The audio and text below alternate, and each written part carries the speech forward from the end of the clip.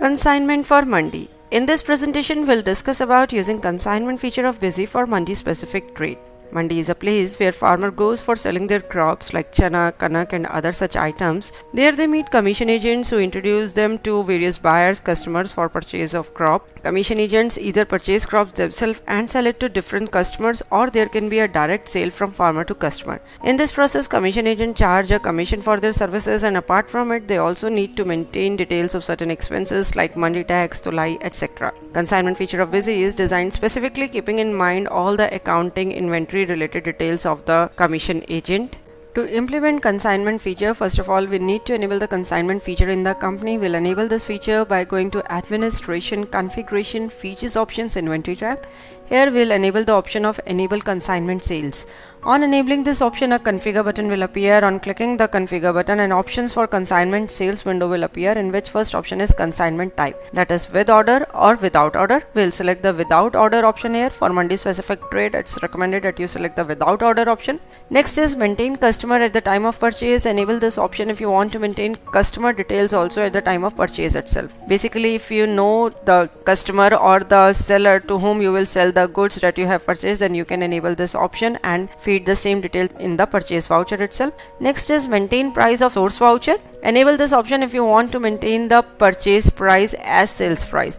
Basically, if you want to retain the purchase price, that is whenever you'll enter a sales voucher against the purchase, then the same purchase price will appear as item price, then you can enable this option. Next, you need to enable the alternate unit of items feature. By enabling this option, you can maintain main unit and subunit for the item. Basically, in Mandi specific trades, purchase is generally done in quintals and sale is done in bags. With this option enabled, you can maintain both these units with the item. Next is item wise markup type, that is you require markup type or not. If you require, then simple markup or compound markup. Compound markup implies that you can imply markup of different natures with a single item itself. So here we are selecting the compound markup option. Click Save button to save the configuration. Next, we will discuss about creating a markup structure. With item, we will need certain markups like various expenses that we would require. So for this, we'll create a markup structure by going to Masters, Miscellaneous Masters, Markup Structure, Add option.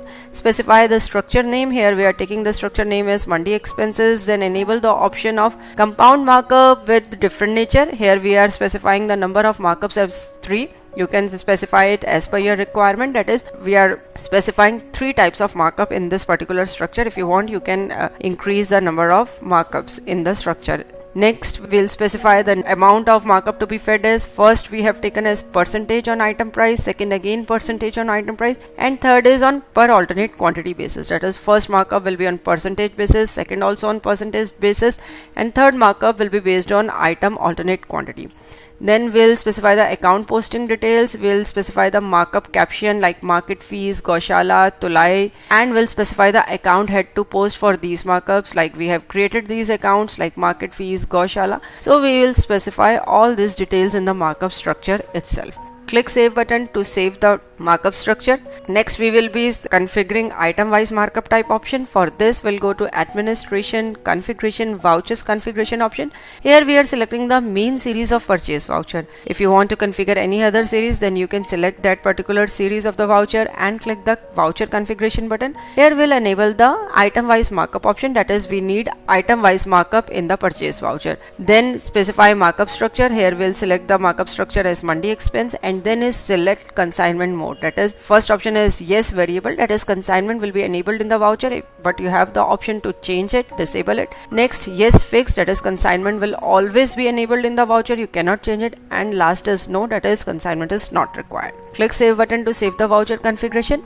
Now we will configure our items. If you have already created certain items, then you can open those items in modify mode, or you can create new items. We are opening item Kanak in modify mode.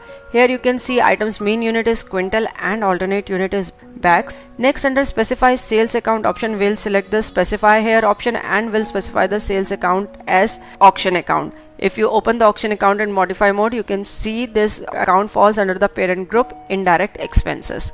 Next, specify purchase account. We'll select the specify in voucher option here, which means that the purchase account will be specified at the time of voucher entry. Next, specify purchase markup structure. We'll specify yes in this option and we'll select the Mandi expense markup structure, that is purchase markup structure that we have just created. We'll select the same markup structure in the item master and we'll click the save button to save the item master. This is item configuration in which we have specified sales account as auction account, purchase account we have specified that will specify in the voucher, and markup we have selected as Mandi expenses that we have just created. Now we will be entering our transaction. We'll first start with entering our purchase voucher. We'll go to transaction, purchase, add option, specify series, date, voucher number, purchase type, and then we'll select the party. Here party is our Kisan, basically farmers from whom you are purchasing the goods. On selecting the party, a consignment details for customer window will appear in which consignment required is set to yes. Then is customer type, single customer or multiple customer. That means the goods you are purchasing will be sold to a single customer or a multiple customer. If you select a single customer option, then you need to specify the customer here in this window itself. Otherwise, on selecting multiple customer option, you need to specify the customer name with each item. That is, with each item row, you need to specify the customer name. Select item. On selecting the item, you need to specify the purchase account. Here we are selecting the purchase account as purchase account itself. Then you need to specify the customer name to whom this item will be sold. Then specify the quantity of the item. We are here specifying it as 4 quintal. On pressing enter key on the unit field, a quantity in alternate unit window will appear, which is showing the quantity in alternate unit, and then item price and markup window will appear, in which will only fill the price, will not enter the markup details here, as we are assuming that this particular item will be sold on the same day to the customer. So we'll enter all the expenses like tulai, market fees, etc. in the sales voucher itself as bill sundry. Then we are again selecting the item as chana, specifying its customer name, quantity, price. Then in the third row we are selecting the item as chana. We have specified its purchase account. In the customer name we have selected the option as self, that is there is no customer currently for this much item quantity. If you see, we have purchased total 7.34 quintals, out of which 7 quintals is already allotted to some customer. That will, but for 0.34 quintals no buyer is yet finalized, so we can show this purchase as purchase for self. As we have not specified any customer for the 0.34 quintals item here, with this particular quantity we'll specify all the markup details. You can see on the screen we have specified the market fees, Gaushala charges, Tulai charges. So the items for which you have not specified the customer, you need to specify the markup details in purchase voucher itself. Click save button to save the voucher. Now we are entering one more purchase voucher. Specify series, date, voucher number, purchase type, select party, again Kisan, consignment required yes, customer type multiple customer, select item, specify purchase account, customer name, 5 quintals here we have purchased. Next item, again we have selected Kanak, its customer we have specified, 5 quintals we have purchased of Kanak, for 5 quintals for one customer and 5 quintals for another customer. In this purchase voucher no item is for self, that is total 10 quintals are allotted to some customer. Click save button to save the voucher. Now we will be entering our sales transaction. We'll go to transaction, sales, add option, select series, specify date, voucher number, select party. Here we are selecting the party as Harbans Lal, which is our customer. On selecting the party, consignment details for vendor window will appear. Here we'll select the vendor type as multiple vendors. Load pending stock already booked. Specify yes in this field. On specifying yes in this field, already booked stock for this particular customer, that is in the purchase vouchers in which you have specified the customer name as Harbans Lal, those details will automatically be shown here. You can select the required details, that is already booked stock, and you can see that item details automatically gets filled from the purchase voucher. If you remember, we have purchased chana 4 quintals and kanak 5 quintals for this particular customer, then those details are appearing in the sales voucher, same price is appearing. Now in the bill sundry section you will apply the required bill sundry, that is market fees, Gaushala, Tulai and commission charges. Commission charges are for the commission agents.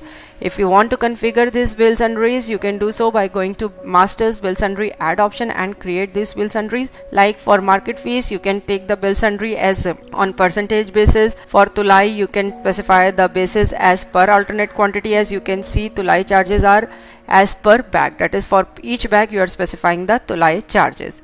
So this is a process of creating and configuring bill sundries. Now click Save button to save the sales voucher. Here again we are entering one more sales voucher. Specify series, date, voucher number, sale type, select party. We are selecting another party here. Consignment required, yes. Vendor type, multiple vendors. Again we will specify yes in the load pending stock and will select both the options. So you can see for this particular customer Rakesh Sharma, 3 quintals of chana and 5 quintals of kanak we have already purchased. So those details are filled automatically in the item details grid from the purchase voucher. Apply the required bill sundries, market fees, Gaushala, Tulai and commission charges and click Save button to save the voucher. Now the next and the last step will be to view the reports. For viewing the reports, you can go to Display Consignment Reports option. Here vendor wise stock report is provided. You can view this report for complete details of the vendor wise stock. So this is our consignment feature for Mandi. Hope after going through this presentation you would be able to easily use and implement consignment for Mandi feature in Busy. Thanks for watching. For more videos, subscribe to our YouTube channel.